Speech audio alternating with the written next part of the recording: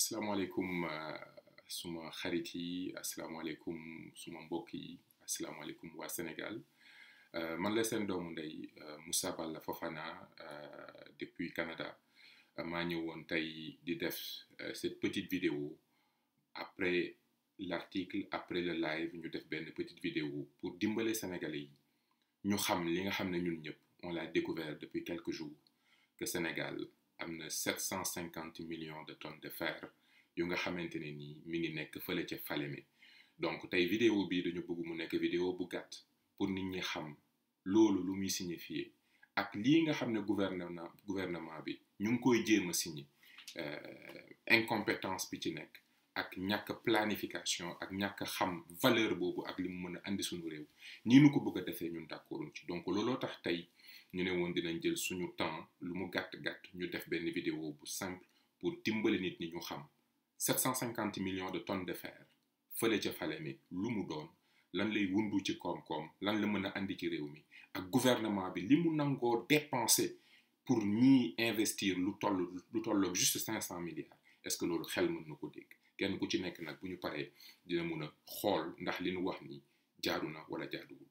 li may njëkk a wone rek mooy fii mooy Falémé Falémé ma nga fële ca Tambacounda photo bi ñu ngi ko jël depuis booru fleuve bi parce que affluent la buy sorteeku ci fleuve Sénégal fële ca Tambacounda donc foofu mooy Falémé donc bu ngeen gisee ci carte bi gis ngeen mi ngi nekk Falémé mi ngi nekk côté Tambacounda zone la bu nga xam ne am nañ Mali Sénégal Guinée ci suuf donc fii mooy Falémé document bi maa ngi ko jëlee ci benn liggéey benn recherche bu ay scientifique allemand yu tudd Schwartz and Melcher yoo ko doon def di wax jugement bi valeur bi mu am ak qualité fer ba fa nekk solo gi mu am solo donc en tant que banquier d'affaires man moom bu ñu ne mbir dafa am valeur financière dafay nekk lu ma intéressé parce que potentiel de développement ak impact bi mu war a mën a am suñu économie dafay tax ñu war ci teylu xam lii nu am naka la ñuy fexe ba am ci le maximum et bañ a nangu nit ñi di ko exploiter ñu ci am ay miettes donc di ngeen gis ne voilà ce qu'on appelle the iron of Falémé district du Sénégal gis ngeen études scientifiques yi ça date depuis longtemps et 750 millions de tonnes de fer yi a été découvert ci région bi gën a pauvre ci Sénégal di nga gis Tambacounda ni ngeen ko gisee Tambacounda Louga ak Kolda mooy région yi gën a pauvre ci Sénégal fa lañ gisee lu tolloog 750 millions de tonnes de fer te dinañu gis 750 millions de tonnes de fer li ci mën a soqeeku ci ay produits yu nu mën a jaay ci àdduna bi tey jamono ji valeur financière bi lan la doon boobaa di ngeen mën a xam ndax gouvernement bi lii mu fas yéene ñàkk pour ñiy investir 500 milliards ndax lu yenu maanaa la bu ñu paree kenn ku ci nekk dina gis li nga xam ne liñ naan tungu ne du taxaw ñuy nataal je pense que bu ñu paree kenn ku nekk dina ko gis dañuy ñëw ci ce qu'on appelle les engagements de l'État donc voilà le protocole bi nga xamante ne nii ñoom ñoo ko signé vous voyez les signatures damay njëkk a dugg ci engagement wu état bi pour nit investir créer benn usine bu nga xam ne moom moo koy moom mooy Turquie di ko exploiter état daf leen a joxal ay avantages damay njëkk a ñëw évaluer poids wu avantage yooyu premièrement dañ leen a jox benn terrain wu 100 hectares alal la c'est du foncier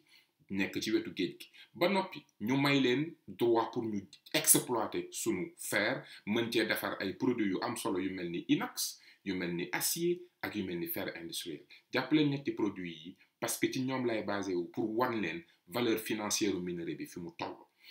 ba noppi ñu ne leen bés bu ngeen commencé produire ferraille képp ku nga xam ne da nga yor ferraille Sénégal bëgg koo jaay yéen a ko war a njëkk a jënd donc ça veut dire que ñun képp Sénégalais buy liggéey buy jënd ferraille jamono ji bés bu Turquie yi excès yow nit ki amatul droit jaay la fi léegi jaayul Turquie yi lii nekk lu doy waar lu nga xam ne kenn mënu ko accepter ci réew mu nga xam ne dañ bëgg doomi réew mi créer entreprise ba noppi di avancer ñu continuer ci avantage yi ba noppi ñu dindil leen exonération sur les taxes douanières dindil leen taxe sur la valeur ajoutée dindil leen droit de douane yi dindil leen exonération ak TVA ba noppi dédouanement bu ñu waree dédouanement ñu am couloir boo xam ne ñoom bu ñu ñëwee kenn du leen taxawloo état ba noppi supprimer lépp lu nga xamante ne nii ñoom ay frais yu ñuy fay ci électricité gaz état dindil leen ko ba noppi bépp buy frais pour mën a andi gaz foofu andi fa ndox andi fa électricité ñun sénégalais yi ñun ñoo koy fay ba noppi bu ñu defaree fer fi ñu ko war a jaarale liaison ferroviaire boobu ñun ñoo ko war a tabax defaral ko ñun suñu xaalisu bopp ba noppi ñoo war a prendre en charge pendant 10 ans lépp luy prime ak sécurité sociale yu nu fay employé ci entreprise boobu ñun ñoo ko war a fay ba noppi exonéré leen impôt bu ñu defee ba noppi ba am bénéfice bu ñu mënta réaliser ñun duñ ci laal impôt pendant 10 ans ba noppi may leen bu ñu defaree seen usine sur 100 employés mën naa ne ni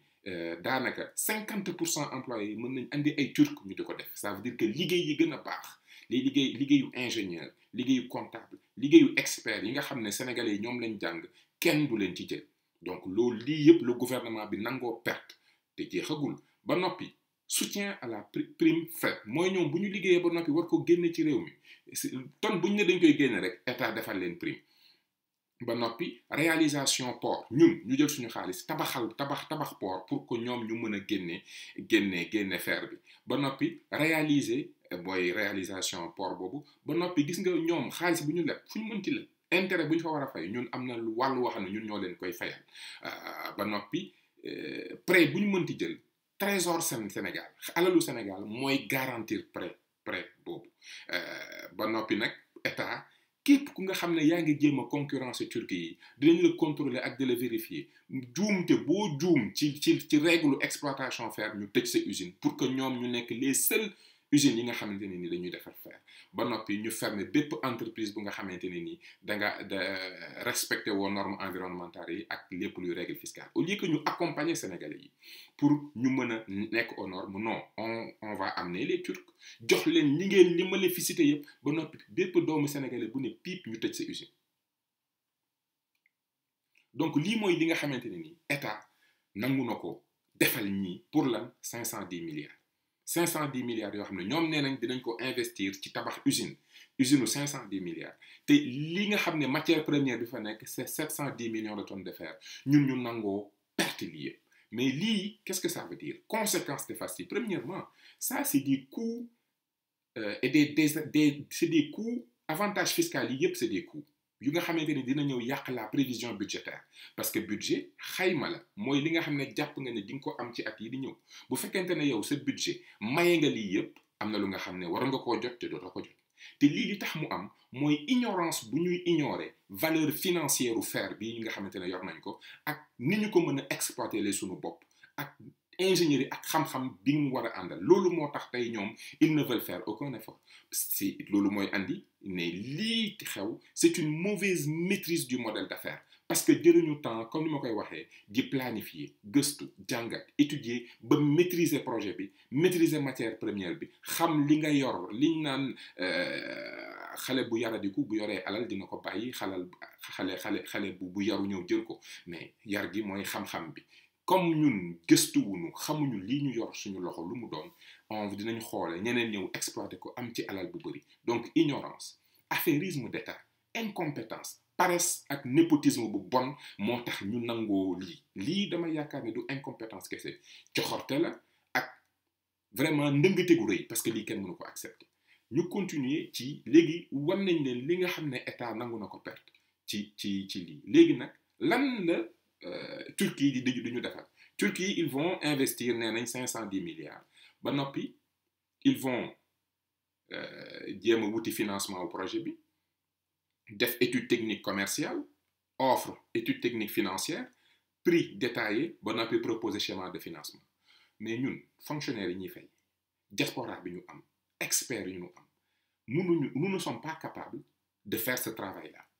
amuñu capacité wu ñun ni usine bi ñu soxla équipement yi moo ci war a nekk capacité bii lii lay consommer en électricité lii lay consommer en énergie main d'œuvre yi voilà le fonds nécessaire pour les immobilisations voilà le fonds nécessaire pour carburant bi ñu soxla voilà les fonds nécessaires pour les salaires bu ñu ko exploiter prix li nañ génne tant de tonnes par année tant de tonnes bu ñu ko jaayee lii lañ ciy am donc soxla nañ partenaire bu nga xam ne bu ñëwee dina andi expertise ingénierie ñun ñu andi lii ñu partager bénéfice yi ñun est-ce qu'on n'est pas capable de faire ça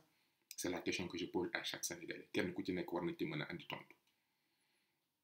donc unité industrielle bi nga xamante ne nii ñun loolu la ñuy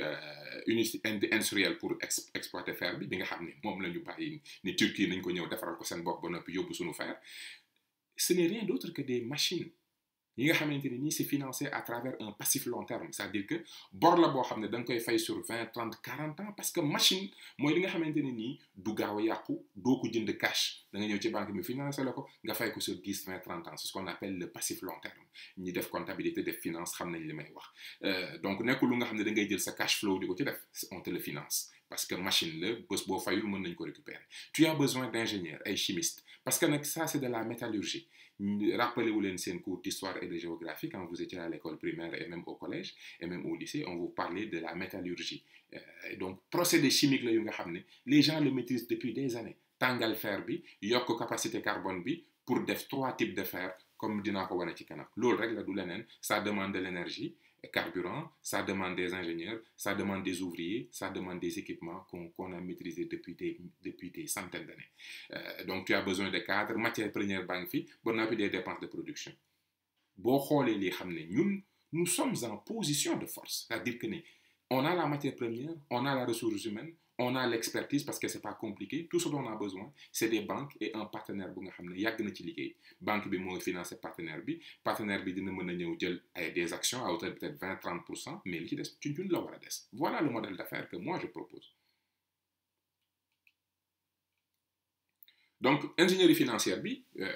vous voyez que la matière première en tant que banquier bu ñëw war a mën a jàppale Sénégal ci projet bi wala financer le partenaire ci projet bi mais le banquier qu'est-ce qu'il va dire il va dire c'est du fer matière première disponible donc sans problème de risque Sénégal am na 750 millions de tonnes de fer ñii duñu mës a nekk en rupture de matière première ensuite il va dire fer ñëpp a ko soxla inox acier ak fer industriel prix c'est assez stable lu mu compliqué bien que am na fluctuation on va toujours en avoir besoin donc ñii ils ne vont pas tomber faillite parce que les clients ont changé de comportement fer ñëpp a ko soxla ku nekk dina tabax soxla nañ mobilier urbain soxla nañ fer ci classe yi soxla nañ fer ci kër yi soxla nañ fer ci mbedd mi soxla nañ fer électroménager soxla nañ fer ci ordinateur yi on a besoin du fer tout le temps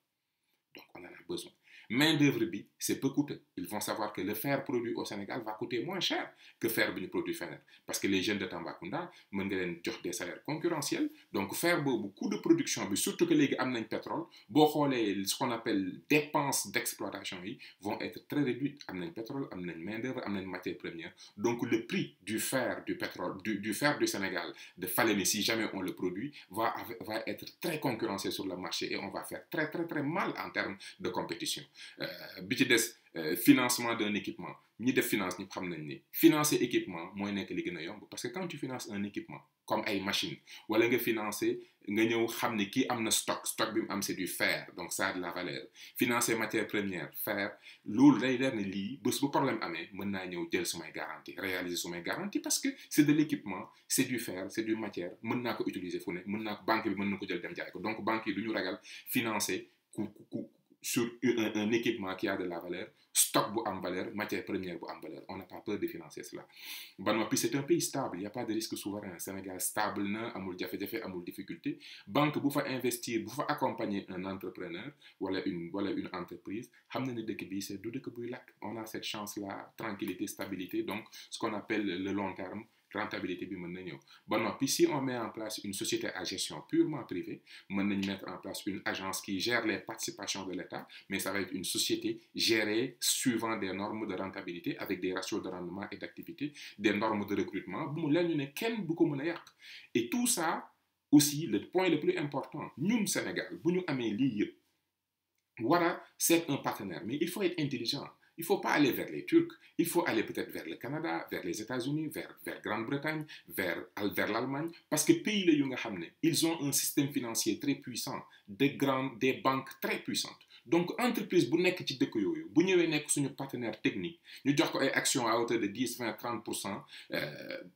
ñu signé contrat d'entente ñun ñu liggéey suñu projet ba maîtriser ko def toutes les études techniques financières yëpp ba andi ko sur la table banque internationale yi dañ koy nangoo jàppale financer ay équipement am jox ko marge de crédit jox ko lépp lu mu soxla ci dépenses de production dépenses de roulement et d'équipement parce que on a choisi un partenaire qui évolue dans les systèmes financiers les plus compétents comme les systèmes financiers canadiens américains anglais et tout mais il vient en tant que partenaire tout simplement dañuy liggéey à la fin de l'année on fait des bénéfices mu jël wàllam mu jël suñu wàll. On amène la matière première, on amène la ressource humaine, on amène nos avantages en tant qu'État, et puis on est même capable de les lever du financement. Parce qu'on leur demande 500 milliards. Macky Sall a emprunté plus de 4 000 milliards dernière année, le TER a coûté 1 200 milliards, AIBD a coûté près de 400 milliards, donc manqué ou nous, xaalis bu ñu dem lépp pour investir ko fii. Et ça, ce qu'on appelle un vrai levier, dinaa ko wane plus tard, lii jar na dem lebi. Par exemple, projet bu mel nii, ça vaut vraiment la peine nga dem leb parce que day am impact ci sa budget. Donc ma ñëw rek ci les métaux marché des métaux aujourd'hui fer bi buñ jëlee fer bi ci suuf bi tàngal ko def ay procédés fer plus muy am carbone plus ñu mën ko utiliser en industrie donc fer bi gën a bas c'est 0,05 de carbone acier yi c'est à partir de 1,6 de carbone fonte c'est à partir de 2,3 de carbone. Donc voilà les trois et inox di ngeen gis tout à l'heure inox valeur sur le marché c'est très intéressant c'est un produit très prisé. Donc tellement que fer dafa am solo nekkul lu nga xam ne tu le trouves sur les marchés nit ñi di ko échanger comme or argent l'or l'argent ou autre non c'est des produits yu nga xam ne c'est par contrat parce que nit ñi xam nañ ne c'est un enjeu industriel un pays qui produit et exporte le fer dafay am place dans le système économique de production et c'est ça l'enjeu il faut être un producteur et un exportateur de produits finis acier inox ferraille loolu moo am solo mais jël fer bi noonu rek génne ko di ko jaay et aujourd'hui loolu lañ bëgg a def ñoom bàyyi leen ñoom ñu génnee dem jaayi c'est inadmissible c'est pas acceptable juste pour wan leen ne li ñuy wax nii ça n'a rien de compliqué les pays exportent transforment le fer et l'exportent depuis 1939 on est en 2019 xanaa nag kañ la Afrique di am capacité def li nga xam ne les États-Unis l'Allemagne Belgique Luxembourg ces pays déjà la production mondiale de fer était à 136 millions de tonnes de fer en 1939 on est en 2019 est-ce qu'on est capable de rattraper et de faire aujourd'hui ce que les gens faisaient en 1939 est-ce qu'on est prêt à relever ce défi ensemble en tant que nation je pense que foofu le défi bi nekk et non pas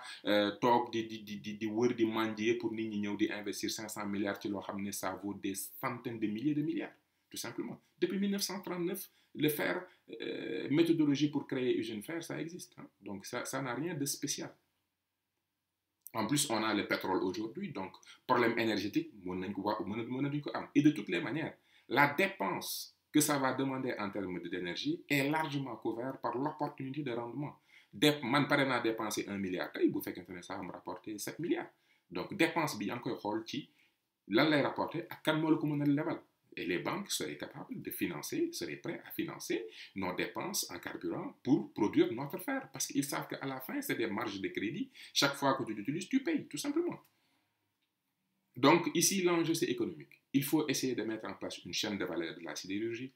mettre en place, fournir des produits finis, donc acier, inox, ba noppi jéem a ko transformer tey jii bu ñu fexoon ba maîtriser loolu Sénégal usines yi def ay électroménager ay four ay chaises ay tables ay usines yooyu yëpp dañuy ñëw Sénégal indi fa seen usine parce que la matière première est disponible ba noppi la main d'œuvre est disponible ils sont capables de faire ce qu'on appelle la délocalisation ils vont venir délocaliser chez nous parce que l'énergie coûte moins cher avec le pétrole le fer ñun ñu ngi koy transformer et c'est disponible sur place ils vont en profiter pour en faire des produits de consommation discrétionnaire comme ay ordinateurs lampes de chevet beaucoup de choses matérielles yëpp nga xam ne ça va pouvoir être importé à travers exporté à travers l'Afrique, à travers le monde. Et plus tu exportes des produits finis, plus tu crées de la valeur qui reste dans le pays. Et ça, c'est véritablement et fondamental. Et plus ces entreprises vont former les Sénégalais dans des métiers nouveaux qu'ils vont pouvoir aller monnayer plus tard. Donc, vous voyez que la chaîne de valeur est extraordinaire. Donc, l'objectif ici, c'est à travers le fer, de mettre en place ce qu'on appelle une vocation industrielle. C'est la dimension stratégique. Il faut vraiment avoir de la vision dans cette approche-là. L'objectif, c'est transformation locale de minerais et non pas il y a un contenu local. Le contenu local ne nous intéresse pas sur quelque chose qui nous appartient et dont nous disposons de la matière première, des ressources humaines et surtout de l'ingénierie financière et la capacité à faire des affaires pour pouvoir tirer les rendements à hauteur de 70-80%. C'est ça l'enjeu ici. Ça, c'est la carte des pays qui, à travers le monde, sont des exportateurs de produits finis de pétrole. Et vous voyez que c'est essentiellement les pays développés et aussi les pays de l'Amérique latine. Vous voyez Canada, États-Unis, Amérique latine, l'Australie, les pays de l'Europe, au niveau de l'Europe. Mais surtout, vous voyez en Afrique, on a deux pays, Mauritanie, Afrique du Sud. Et je vais prendre l'exemple Mauritanie. Encore une fois, vous voyez, Mauritanie, c'est un budget de 1,5 milliard. Nous, on a un budget de 4 milliards. Donc, budget en francs CFA, en dollars américains, ils sont environ 900 milliards de budget. Et nous, on a beaucoup plus. Et pourtant, c'est des pays exportateurs de fer. Donc, on n'est pas capable, c'est juste que vous ne voulez pas. Et qu'il y a un certain niveau d'incompétence et d'affairisme. Et paresse. Beaucoup de sonn pour Sénégalais. Si vous avez beaucoup de sonn, parce qu'ils sont prêts pour se battre, ils sont prêts à se battre pour ce pays. Mauritanie, je vais prendre cet exemple. Sur un budget d'environ 1 milliard, 30% vient du fer. 30%, à hauteur de 300 millions. C'est une exportation, 70% c'est un fer moko. Et leur modèle d'affaires, ils ont une société nationale industrielle de minière qu'ils ont créé depuis 52, nationalisée en 1974. On l'appelle la SNIM. Il détient 80% des bénéfices. Donc, vous avez 100 milliards, les 80 milliards restent en Mauritanie. Ça représente 15% de leur PIB. En 2015, ils ont fait 13 millions de tonnes de fer. 13 millions. Nous, on a 750 millions de tonnes. Donc, regardez le nombre de périodes que nous continuer de exploiter. Donc, en 2015 environ, c'était 300 milliards que ça leur a rapporté dans leur budget. Vous imaginez, avec ce montage-là, ils ont 300 milliards qui rentrent chaque année dans leur budget. Nous, on est en train, l'État du Sénégal, nous perte pour que nous investir 500 milliards, alors qu'à côté, la Mauritanie se tape 300 milliards chaque année parce que nous, dañu am fulla, dañu am jom, dañu am fayda, dañuy gëstu et ils préfèrent aller vers les fonds arabes pour se faire financer. Ils détiennent 80%, les 20% restants sont détenus par 5 organisations financières minières arabes. Donc, l'autre aussi, moi, les Africains, nous, les négro-africains, nous devons mettre en place des fonds. Nous devons un pays qui développer. Nous, Africains, nous devons créer des fonds. Nous devons ressources de brader, comme Nico Wami Ferso veut le faire, comme Nico Macky Sall veut le faire. Ça, on ne peut pas l'accepter, ce n'est pas acceptable. Nous avons 5000 emplois, dans mon fait, Mauritanie, c'est une usine, emploie 5000 personnes. 5000 personnes. 5000 personnes, nous imaginons que nous avons une usine qui a 5000 personnes pour les Tambacounda. Mais je rappelle que Tambacounda, de toutes les régions du Sénégal, c'est la région la plus pauvre. Indice de développement humain, 0,29. Nous avons 0,98, nous avons 52, nous avons 0,85. Tambacounda, pauvreté, c'est extrême. C'est extrême. Moi, région qui est grande, densité qui est faible, pauvreté qui est grande. Imaginez, et Tambacounda, c'est 85 000 personnes. Si on dit une famille fait 8 personnes, on va dire qu'on a environ 10 000 ménages à Tambacounda, 10 000 familles. Supposons que nous avons une usine qui a 5 000 personnes. Si vous faites une famille qui a un salaire, 250 000, c'est près de 3 millions de francs CFA. Chaque mois, chaque année, c'est près de 1,5 milliard. C'est le territoire qui fait beaucoup de curry. Regardez ce que ça peut amener sur meilleures dépenses en santé, meilleures dépenses en éducation, dépenses sur la qualité de vie pour meilleure. Donc là, je vais terminer parce que beaucoup de vidéos sont l'essentiel. En août 2019, nous avons prix l'acier. L'acier est à 0,95 €. Inox, 2222 €, le kilo. Fer, 0,10 € le kilo. Ferraille, 0,245. Tous ces prix sont très intéressants et sont très avantageux. Je vais donner quelques exemples par la suite. Donc, vous voyez qu'actuellement, lii ñuy jël di ko bazarder pour 500 milliards voilà ce que ça vaut sur le marché financier actuellement prix des métaux en août 2019. inox actuellement ñu ngi ci période bii nii actuellement le prix en dollars tonne bi tourne autour de 2442 dollars tonne inox mooy produit bi gën a prisé quand tu transformes ton fer toi-même. Ensuite on a le prix du fer 120 dollars tonne en ce moment gis nga day évoluer.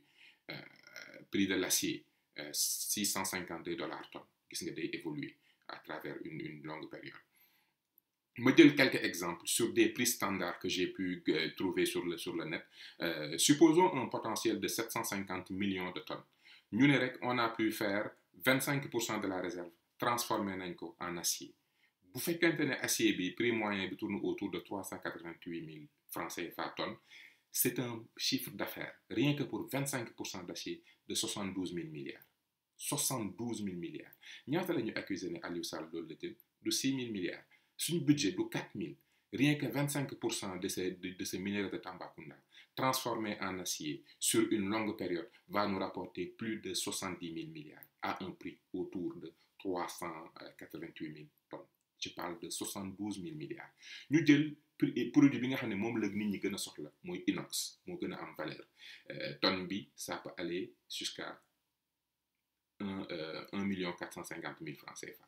1 450 000 francs CFA sur environ 25% réservé rek 25%. Donc les 750 millions de tonnes bu ñu jëlee les 25% def ci inox sur une longue période on parle de 273 000 milliards. Donc, vous voyez que les montants sont extraordinaires. Chiffre d'affaires, potentiel d'affaires, c'est extraordinaire. Nous avons le fer. Fer, moi, je sais yomb ba defar parce que enrichissement carbone bi du bëri bu ñu jëlee 50% minéraux boobu donc sur les 750 millions ñu jël 50% produire ci fer sur une longue période ça peut nous rapporter environ 24 000 milliards